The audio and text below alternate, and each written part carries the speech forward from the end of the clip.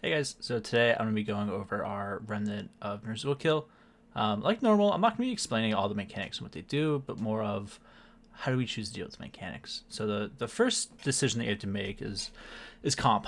I'm seeing more and more guilds choose to 6 heal this fight, especially since the nerfs to the orbs. There's not really much of a DPS check anymore.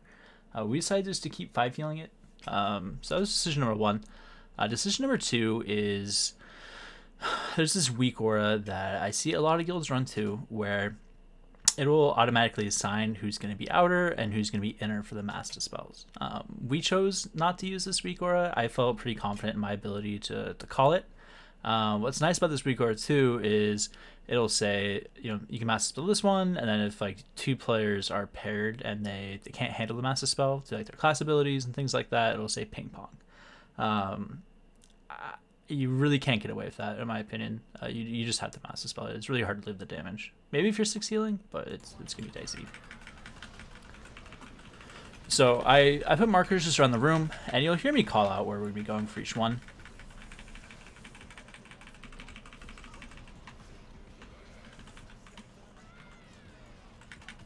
They also recently changed how fast these orbs spawn. So before the nerfs, I would have to use every movement ability to get the boss in position, but now it's a little bit easier. And the first push time is going to happen after the next Malevolence. Going to skull for these. So I always call out kind of like where's in between both orbs. So I call it skull, and then me as the tank. Whichever tank's not tanking the boss is running orbs. Then we had our warrior run the other one. Saki outer, Lumen inner. Let's skull. Right, 3, 2, 1. Casting. Group up for shatter. There's Mizaki. So he fucked up. That's fine though. And you want to do a lot of your healing CDs around the shatters and then around the Malevolence masses because it does a lot of damage.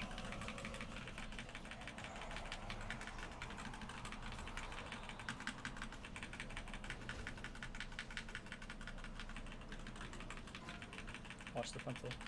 The other thing to note about this boss, the way that it worked pre-nerf was anytime you had a shatter cast, it hard reset all of the abilities. So you could just kind of use that push timing to avoid mechanics. Now it doesn't quite work like that, and what's going to be frustrating is you're going to get pretty inconsistent push timings. So I'd say like 80% of the time we would get an orb set right before we pushed to 80%. This time we just didn't have them, right? So it can be pretty finicky.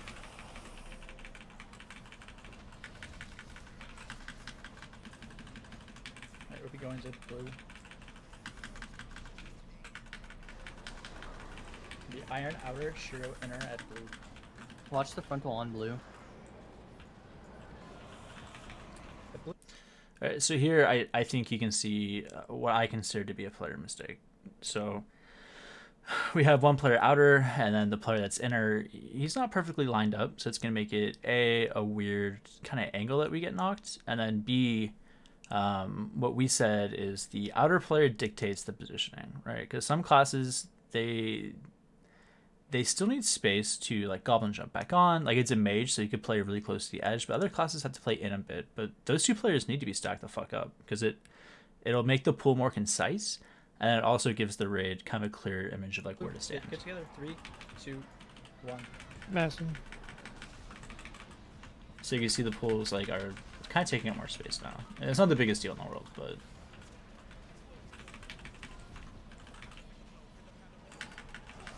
Are we going to moon for these? Frack over yours.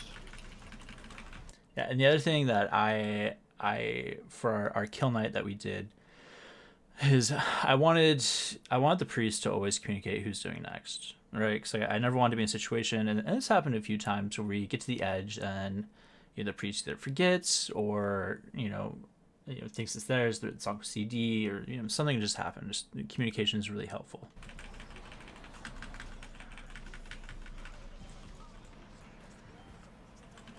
Watch damage. A little.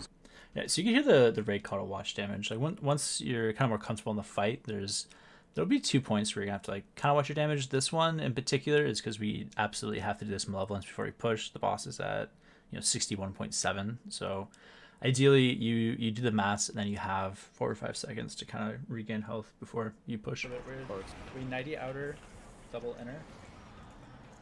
Stop damage, stop. Still. Yeah, so we're 3, playing it 2, pretty slow. 1. Dispelling. Get to the middle and get healthy. Get healthy. Get healthy. Get healthy. Get healthy. I'm seated in the middle. As you can see, the shadow actually fucks. And from every point now on, I believe there will be 3 orbs that spawn. It can be pretty difficult to line up, and I feel like my big mistake on Prague was I didn't use the mask, right? 'Cause there's 2 frontals that will happen once the boss is sub 80. Is the boss itself does a frontal, and then the mask will do another beam they could use to debuff the orbs where they can be damaged. I feel like it took me a little bit too long to understand how to do this. Like, never will you have to aim the frontal at the first orb as long as the boss is standing within range of it. Right? 'Cause the mask is guaranteed to go through, and the frontal range is pretty big. If you miss a mask when there's 3 up, it's gonna make it so much strain on the rig, just from a health standpoint. Going to X. That'll be mine.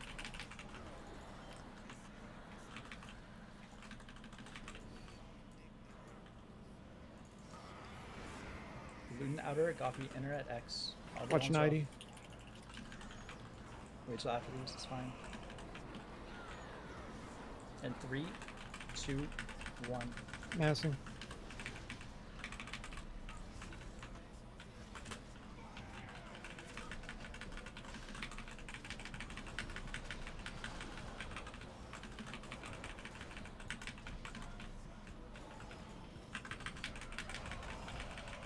We're going between X and Skull on this next set. Frack, it's yours. And between X and Skull. Toggle outer, double inner. Happening in 3. So I think this is Malevolence 5.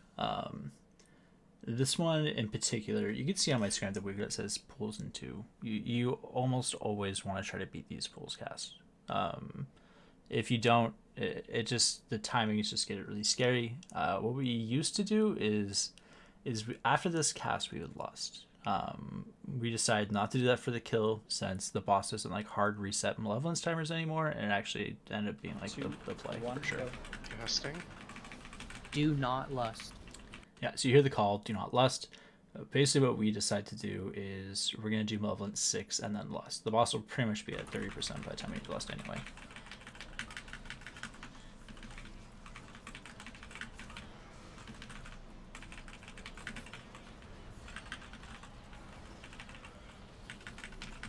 Be careful in health. From a tank perspective too, there will be times where you absolutely just eat the silence. It is 100% the play. Like, if it's sometimes just impossible to dodge while you have to aim. Yeah, we actually want to stop with it. It's the Start Babby. to see orbs. Orbs between X and blue. X and blue. This will be mine. Stop hitting boss, please. Yeah, so you hear the raid call. Like, we're actually really far ahead on damage because we have to do this Malevolence before you push the boss to 30%. So we just call the whole damage. We just do the orbs, Malevolence, then we burn. Yep, just chill. The frack outer, Aubrey inner. I can't dispel here. That's Double, mine. get it. In 3, 2, 1. Massing. Get healthy, get healthy, get healthy. Lust. In the middle. Pot. Yeah, so this is a perfect push timing, in my opinion.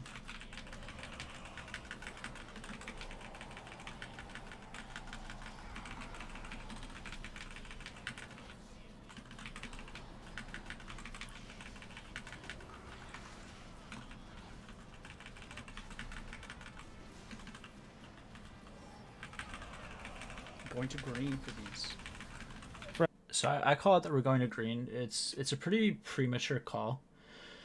I really need to see where the chess piece goes for making this call, and I think choosing to go to green was This is yours. the wrong call here, for sure. You almost always want to get knocked into the chess piece. So actually, So you can hear me say, I think this is a bad call.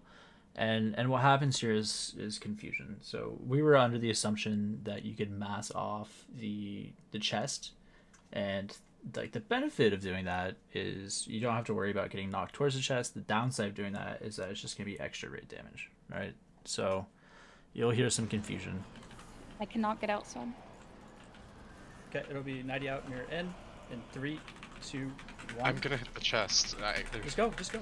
Alright, yeah, yeah. I'm just letting people know. So it's called he's gonna hit the chest. I thought it went off. It obviously didn't, because you can see it on my screen. So there's some panic, of trying to get back there. It's kind of a late call on my end. Stack by the The chest. chest. Stack by the chest. Chest. Sorry, didn't get hit. My green. Is everything live? Don't get by the Maybe I frontal. And the spring. Cool. So that's the end of the fight. If you choose to 6 heal this fight, you're absolutely going to get the 8th Malevolence. If you 5 heal the fight, you beat that Malevolence cast. I really don't know what will make prog faster. I think this is a fight where you can get kind of baited into needing more healers, where you just kind of need cleaner play. A lot of the wipe mechanics on this fight are just insta wipe. So Good job, guys. Really good job. cool. So that's the kill. If you guys have any questions, feel free to message me. I also stream all of our prog on Twitch. I'll have it in the description. Thank you.